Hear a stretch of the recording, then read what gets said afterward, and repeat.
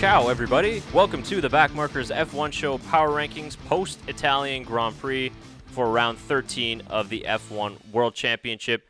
Chris, Tyler, and Shaker all here along to present to you our latest edition of the F1 Power Rankings. We've got a lot of movement in this week's list, a lot of good performances and a lot of bad performances. I've seen a lot of drivers move around and some even drop out of our top 10. That's true. So I think you might be disagreeing or might be agreeing with some of our new entrants. Usually disagreeing. We had one person that said that agreed to our list completely last week. Wow. That's you huge. out there are an all-star. That is a very nice person.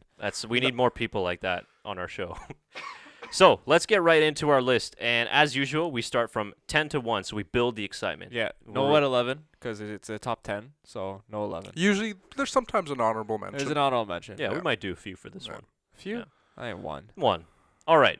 But starting in number 10, and this one really hurt me in my heart. It really hurt to put him down here. I think, yeah. So, who do you think? Who's at number 10? Number 10 is Kimi Räikkönen.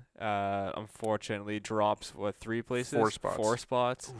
And that's a lot due to his performance this week. Of course, we do base this over the last 5 races, which is why he's still in the top 10 because he has been consistent. But just this week, he crashed twice, once in practice, once in qualifying, and didn't really do much in the race.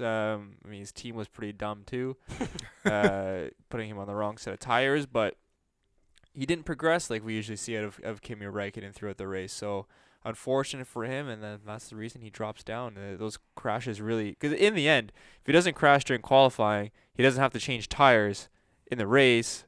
Or not change tires, but that mistake of putting him on the wrong set of tires doesn't happen in the race, and everything's all flowers and mix of mistakes. So one thing leads to another, and it ends up being if he doesn't crash, that penalty doesn't get applied to him. And just quickly, FYI, so we're ranking this last 5 races, which are Italy, Belgium, Hungary, Germany, and Britain. Just so we should have mentioned that off the top, but better late than never. All right, moving on to P9 then. We have a new entry for we've done 3 rounds of the BackMarkers F1 Show Power Rankings. Making his first appearance is number 27, Nico Hülkenberg, ranking at number 9. Yeah, this is a number 3 hat, but I wanted to tease the rhino. Okay. Yes, Nico Hülkenberg. Good for him. Got a great race. He's had, I think we were saying even in Germany, I was saying that he had a good performance and just had until he bent it, and he would have had a good result at the end because he was making his way up. And even since then, all of his qualifying pace, his races have all been really good. I don't think he's DNF'd in any one of those. He's had top 10 performances. Other than Germany. Yeah, sure. Other than Germany. Forget about Germany. That's a long time ago. And you might be thinking, well, what about Daniil Avocado? How come you didn't put him? That is our honorable mention, I think. Yes, that is true. But the reason why, because my initial reaction was to put Daniel Ricciardo in as number 10. Same with me, yeah. I think it was for all of us. But actually, Nico Hülkenberg has out-qualified and has out-raced Ricciardo 3-2 in the last 5 races. So that is why we gave the edge to Nico Hülkenberg and why he has made his debut in our power rankings. Yeah, you did a good job there. Good work. All right, moving on to number 8. The man that has the best style on the F1 grid this week after his tributes to Valentino Rossi. Most in tune with meme culture. That's true. And lime green might be his new race suit. We're, of course, talking about Mr. Lando Norris. Yes. Which I think he should be up, but it's cool. This is a democracy around here, so you were outvoted.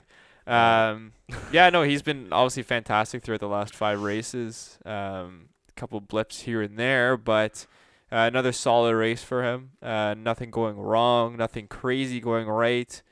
And I believe he got out-qualified by Carlos. Which again kind of isn't really great for your credit when you get out-qualified by your teammate.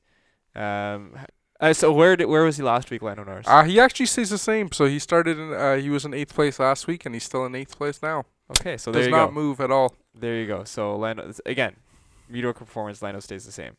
But if we had rankings for tweets, he'd be number 1 every week. He would be number 1. Number 1 for sure. So I don't think he'd have his own list. Lando Norris 1, 2, 3, 4, and 5. Top 10 Lando Norris list. Yeah. Okay, so moving on to P7, we got Daniil Kvyat, who I believe moves up a spot this week. Moves up 3 spots. Yeah, Father Daniil, once again, just doing things as a dad. Again, had that podium in Germany, so that's still credited to this That's right. top 10. And had another good race in Monza as well, and sees him move up. Finished P6? No, DNF'd.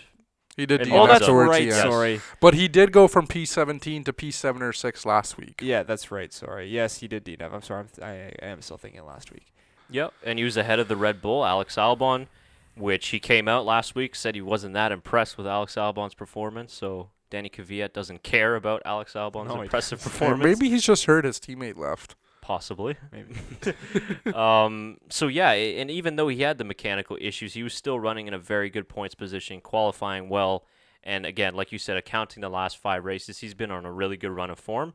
So Danny Kvyat slots up 3 places this week. So one of the more bigger movers on our list. Yes. For The post biggest Italy. mover.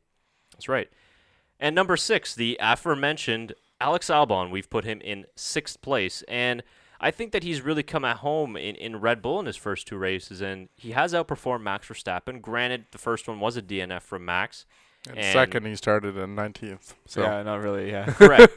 But when I look at his overtakes in Italy that he tried on Carlos Sainz, obviously the first one into the chicane was very good, very brave going into the Lesmo, trying to overtake there. Yes. Maybe Wasn't smart, though. correct, a little bit of inexperience showing there, but I do like the bravery, and as we mentioned in last week's edition, probably something that we wouldn't have seen from Pierre Gasly. So I think Alex Albon, some really good things that he's shown in the Red Bull in the first 2 races. All right, getting into our top 5 this week, and in 5th place, the steady, smooth operator, Carlos Sainz. Smooth operator. Yes, Carlos Sainz. Just has been fantastic this season. Again, this week had a fantastic weekend up until a fault not of his own. Same as last week. Same as last week, Yep. exactly, with his pit crew not putting the wheel on. Need 4 wheels to race in F1. He only had 3. But he was having a fantastic weekend, and it is the exact same as last week. Fantastic weekend. Fault not of his own. And stays at P5. Yep, stays at P5. Yeah, stays at P5. So I think he's deserved to stay there. We should put him number 1 for setting a lap in Q3. We should. Yeah, Yeah. there is that as well. He was the only not silly one in Q3, so he deserves more. And also should have been number 1 for snatching Lando Norris's hat off at Yeah, any They had some memes going back and forth between They them were on going Instagram throughout. too. On so. Sky Sports, he bagged him, which was not nice. It's just a he good. hit him in the super softs. He hit him in the super softs. It's a good team environment down at McLaren right now. It is. Yeah, I love it. I love it. Oh, that's why he stays in 5th. McLaren's getting right in my heart. Okay, moving on into 4th place, the flying Finn of another kind, Valtteri Bottas. P2 in Monza, Shaker. You liked his performance this week. I did. I think he did a really good job this week. And except for towards the end, the last lap. But I think he did what he could with what he was given. Lewis Hamilton put the pressure on, and eventually, when the tires gave out, he tried to do the same. And I think in the last race, he almost did catch up to him. And like I said, the mistake in the first and second term just put him a little bit behind. With Charles Leclerc having an incredible weekend, it was kind of hard to put any pace on him, really. But I think he did really well. Set some good lap times, has a good qualifying, not including Q3. So, overall, very good. I think he's had some very good qualifying in all of his other races as well. He's been pretty consistent. Yeah. Okay, getting into the top 3 this week. So the podium places, and we do have some movement in our top 3, very different from the last couple of weeks. In 3rd position, Max Verstappen. Second week in a row with a crash of some sort for Max Verstappen, of course, in Belgium.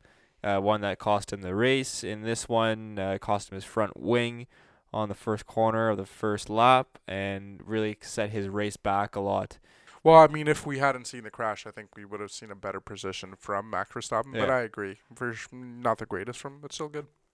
So, yes, he drops 1 spot this week. Max does. And a lot of that also has to do with the consistency and the solid driving of our top 2 drivers as well that have just outperformed him really in the last 5 races if you bring it combined. Yeah. And it is close. The top 3 is so close, and that's why we've seen so much movement in the top 3. Not many negatives going to Max, but the last 2 weeks haven't gone his way, unfortunately for him. At number 2, the man from Stevenage, Lewis Hamilton. Lewis Hamilton, yes. People are going, oh my God, Lewis is in first. He's only won one race in the last 5 races. And that is less. 2, actually. You won 2? Yeah, Hungary and Britain. Yep. Oh, I thought I had Max that had 2. Well, don't Max listen to me. Well, because Austria has expired. That's right, Austria's expired. Austria's gone, yeah. Don't listen to me. I'm silly. Go ahead, guys. Yeah, for me, I look at the last 5 races. Yes, we've got those wins included, but our number 1 driver also has those wins, and he's also got the pole positions to follow that. And I look at the reason why he's in 5th position is because the last 2 races, he's been outperformed by this particular driver that is our number 1 for this week. And also this week in Monza, he made the error that eventually I don't want to say lost the race for him, but ended himself up in P3 because of it. So he's in number 2, but we are very happy to announce the new number 1 in the BackMarkers F1 Show Power Rankings. 2 spots to number 1, and that's Charles Leclerc. I mean, it's a given. He's won the last 2 races, has had very dominant performances in both, has kept up his pace, and led both of them, right? He was pole position in last week well in Spa. Forza Charles. Yeah. Has led the last 2 races, so it's kind of a given that he should get the number 1 position. And bar Germany, which we're including in this power ranking, I think that's been his only takeaway performance, really. Otherwise, he's been solid. Yeah, I would agree. And it's, they were talking about how it's almost a changing of the guard. We're seeing it a little bit with Lewis and Sebastian, and then we're coming up with Max and Charles, and we've seen it the last 5 races with. I guess I'm just going to count the last 6 races, guys, just for sake. With Max with 2 wins, Lewis with 2 wins, Charles with 2 wins. And it's really kind of given us a nice even top 3 that will change a lot, as we said, I'm sure in the next few weeks, because it is so close between those top 3. Well, if you look at our power ranking, like our top 10 list, 5 out of 5 drivers are under the age of 25. Yeah. So it's very close between the aging drivers and the younger drivers there. So it's a very good competition this entire season. Yeah. Because of guys like Leclerc and Verstappen and Hamilton, our number 1s are going to be pretty tough to decide in the next couple weeks, I think. So, and hopefully one day Romain Grosjean will make our list, but we'll see. You're going to have to wait a long time. I know. You're going to need to extend that list to 20. I can't wait. If he does, though, if he makes our list, I'm going to go berserk. Okay. My guy. One day. Are you going to scream in the middle of Ottawa if Romain No, Grosjean goes? I will not. No. Too bad. Because somebody did that for Leclerc. What did you think of our list top 10 post-Italian Grand Prix? Let us know in the comments below whether you agree or disagree with us, and drop your own list in the top 10. We've always looking forward to hearing from you, and it's always fun to debate each other's lists and to see the opinions of other people around the world to see where they think the drivers rank. If you haven't done so already, check out our recap of the Italian Grand Prix. It's dropped down a video below. And also subscribe to our channel if you haven't already done so. We always appreciate the support, and we hope you can join us next time on the BackMarkers F1 Show Power Rankings. It's bye for now.